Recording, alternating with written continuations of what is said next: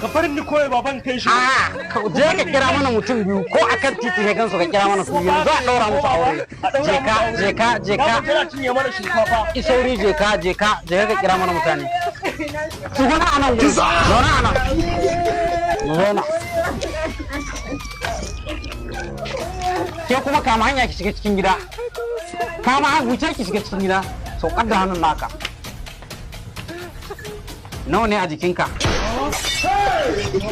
Wannan aikin ishe mu shaidan daurin auren. Sun isa. Tuguna bayan Allah tuguna. Aure ne za a daura.